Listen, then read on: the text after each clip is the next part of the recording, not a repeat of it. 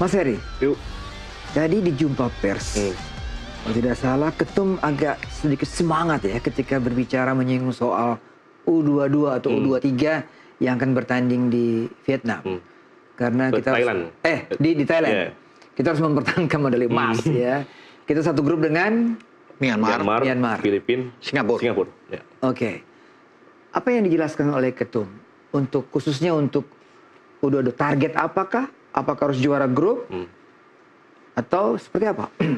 Tadi sempat ada pernyataan yang cukup tegas bahwa targetnya adalah tentu mempertahankan medali emas yang diraih di Kamboja 2 tahun sebelumnya ya. Cuman Pak Erick juga menyadari bahwa tantangan tahun ini berbeda karena tuan rumahnya Thailand pertama. Kita tahu Thailand sudah berapa kali, mungkin saya udah lupa saking banyaknya medali emas yang dia dapat di SEA Games. Tentu mereka sangat berambisi untuk meraih medali emas di depan pendukung sendiri. Kemudian saat ini tantangannya lagi-lagi kemungkinan untuk tidak menurunkan pemain terbaik bagi timnas Indonesia U22 itu sangat besar karena tadi bukan FIFA Matchday dan banyak pemain bukan agenda FIFA ya. Dan banyak pemain yang secara usia masih bisa untuk bermain di SEA Games tapi mereka bermain di Eropa. Hubner, ada Marcelino di sana. Tapi yang pasti Pak Erick Thohir tadi menyatakan juga akan selalu memberikan dukungan maksimal sebisa yang dilakukan oleh PSSI, terutama untuk mengupayakan pemain-pemain terbaik tampil di SEA Games 2025 di Thailand. Berarti ini ada approach khusus ini Bung Ropan ya, kalau mau menampilkan pemain terbaik yang tadi disebutkan oleh Mas Heri. Kalau kita ingin mempertahankan medali emas itu, ya Ivar mesti main, Adrian Wibowo mesti ada di sana, Tim Haypens mesti ada. Kalau Dion Mars kemarin kan datang lawan India, dia bisa ada. Apalagi kalau Marcelino diizinkan oleh Einstrensin bermain, kita kuat. Dengan formasi seperti itu kita sangat kuat, boy. Medali emas di depan mata. Tapi kan ingat, kita kan berhadapan dengan tuan rumah Thailand, punya ambisi. Pertama, ini cabang sepak bola cabang yang sangat bergengsi, dan mereka ingin mendapatkan medali emas itu. Ya. Kedua, ada rasa penasaran dan balas dendam ketika kita ketika pertandingan berdarah-darah itu di final dengan 5-2 itu kan. Ribut sampai manajer kita kena pukulan kan, ya Pak Mardi. Jadi inilah yang menjadi Thailand juga menginginkan bahwa bisa terjadi pengulangan final di 2 tahun yang lalu. Ya karena Thailand tuh ada di grup A, sangat mudah untuk lolos ke semifinal. Lawannya cuman Timur Leste lah dari sana dan ya Kamboja kan aman. Ya begitu juga dengan Vietnam itu akan mudah kecuali Malaysia akan menjadi saingan di atas. Saya rasa untuk 2-3 Vietnam akan ada dan mungkin saja Indonesia akan terhindar dengan Thailand dan mereka beringinkan bahwa mereka ketemu dengan Indonesia untuk bisa membalas kekalahan itu. Jadi memang kita mesti punya materi pemain terbaik. Tapi tentunya ada keyakinan di situ karena yang bawa Coach Is ini begitu dekat dengan pemain-pemain muda yang selalu tangan dingin lah. Jadi itu yang menjadi keuntungan tentunya buat kita. Cuma itu tadi kan kita kembali dengan tim tuan rumah yang sangat berambisi, semua hal mereka akan lakukan.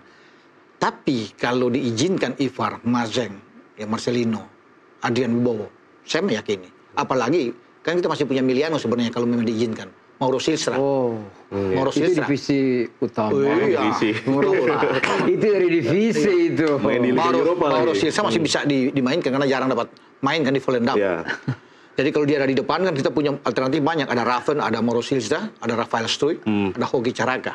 Ada 4. Itu boy. Tapi Anda yakin Coach IS mau menggunakan pemain-pemain dari luar untuk di starter utamanya? Bisa, saya yakin sih. Tapi dulu mungkin Coach IS sempat distigmakan sebagai orang yang anti naturalisasi bahkan termasuk pemain keturunan. Tapi belakangan beliau saya rasa sudah semakin terbuka. Apalagi pemain-pemain keturunan yang kita datangkan kan bukan yang sembarangan gitu. Mereka memiliki kualitas yang sudah teruji dan bermain di liga-liga yang mungkin susah untuk dijangkau pemain-pemain asli kita dari sini. Dan Coach IS juga cukup menarik. Waktu itu saya sempat ngobrol dengan beliau setelah sesi konferensi pers dia diumumkan sebagai pelatih timnas U22. Coach kenapa mau lagi sih gitu di pelatih timnas kelompok usia lagi? Kenapa nggak nyoba klub atau apa gitu? Ya ini pekerjaan saya, dia bilang gitu. Saya siap ketika ada pekerjaan datang, apalagi ini panggilan negara. Jadi dengan kebanggaan dari diri Coach Indra Safri dan pengalaman dia di SEA Games sebelumnya yang meraih medali emas yang mengakhiri puasa gelar kita ya selama puluhan tahun. 32. Peluangnya ada, saya rasa untuk kita meraih kembali medali emas di Thailand. Cuma lagi-lagi seperti yang tadi Bung Ropan bilang, harus didukung juga dengan kekuatan terbaik. Iya. Bung, materinya kan adalah materi Vandenberg kemarin ya, Bu. Oh iya, banyak. Ke-20. Mayoritas. Mayoritas. Ya.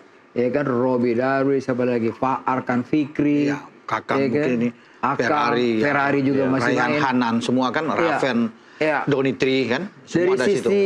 mereka saling mengenal sudah menyatu. Dan Coach Is sudah tahu persis. Iya. Tahu benar dengan karakter kekuatan dari pemain-pemain U22 ini yang akan bermain di SEA Games. Jadi saya pikir nggak ada masalah bagi Coach Is. Tinggal bagaimana tentunya harapan kita adalah memperkuat lini tengah. Karena saya pikir lini tengah itu agak berat. Bicara lini tengah, kenapa Anda menyebut lini tengah? Iya, Emang sekarang kekuatan lini tengah kita... Dan itu kan kelihatan kan ketika di Piala AFF, katakan contoh. Ketika Tony Firmansyah nggak bermain, Arkan Fikri kan goyah ya. Makanya kedatangan Ivar Jenner itu penting. Kalau ada Ivar, kombinasinya di sana ada Marcelino juga. Marcelino, Tony Firmansyah kan kuat. Artinya bisa menciptakan keseimbangan di dalam tim. Ada balance di situ. Jadi yang ada di starting 11 dan yang ada duduk di bench itu pergantiannya nggak pincang. Sama. Ya kan? Kalaupun misalnya ada masalah apapun misalnya dengan Ivar, misalnya kalau jadi Ivar, karena misalnya Arkan Fikri masih ada, Tony Firmansyah masih bisa ganti. Jadi enak. Kita tidak berharap kepada 1-2 pemain yang kuat ketika mereka tidak fit atau mengalami masalah kan kita goyang. Nah, dengan mereka lebih bagus, Boy. Kalau Coach IS yang Anda perhatikan formasinya lebih suka 3 back atau 4 back ya? Kalau dari dulu zaman Evan Dimas, saya selalu memperhatikan Coach IS tuh ingin menjadi Guardiola lah. Dia selalu memasang 4 back, kemudian dia sangat aktif di sayap. Dulu kita ingat ada Maldi Pali, ada Ilham Armain, kemudian generasi-generasi selanjutnya juga ada, termasuk waktu beliau medali emas waktu itu di Kamboja ya. Iya. U19 ya? Iya, 19 juga sama. U19 ya. Permainan dari sayap itu sangat dominan gitu. Sementara sekarang masalahnya saya tidak melihat ada pemain sayap di timnas U22 sekarang, terutama yang skuad kemarin yang dipakai untuk Piala AFF yang benar-benar dominan lah. Mungkin hanya Rahmat Arjuna ya. Mungkin yang lain masih atau dibantu sama Donitri yang banyak bergerak dari situ kan. Donitri buat gol kemarin. Buat gol kan? Dia buat gol. Dia ini sih. Dia muncul dari belakang. Betul. Berarti memang pemain ini memang selain bisa bertahan juga mampu menyerang dengan baik. Betul. Ya. Jadi di belakang itu saya pikir juga bagus. Kita punya kedalaman squad yang oke kan, Kadek Karel dan kawan-kawan. Kan? Jadi sangat bagus belakang. Makanya tengah yang harus diperkuat. Kalau depan saya pikir ada Struijk ya, ada Raven, apalagi kalau mau Sistra bisa datang, itu kan jauh lebih kuat buat kita. Jadi ya angan-angan untuk bisa mempertahankan medali emas terbuka. Walaupun Thailand itu berusaha sekuat mungkin, tapi kalau kita datang dengan kekuatan penuh, saya yakin ada Marcelino dan Ivar aja dan Adrian Wibowo, kita sangat kuat. Nggak usah ada Miliano lah. Wah, kalau tadi Mas Heri bilang kekuatan di sayap, Adrian Wibowo adalah jawaban yang tepat ya. Dan Miliano. Miliano juga. Waduh, itu mewah sekali kalau Miliano di kiri apa kanan ya Miliano? Di kanan. Kanan dia. Adrian di kiri. Waduh. Kata insert kayak Arjen Robben kan dia biasanya. Iya. Miliano. Dan Rafael Struijk juga kan bisa melebar, bisa bermain gini. Jadi bagus. Kalau ada mereka, kemudian Silstra ada di depan, Boy, kuat. Dan kencang tim kita. Dia pakai double pivot nggak tuh kalau IS atau pakai?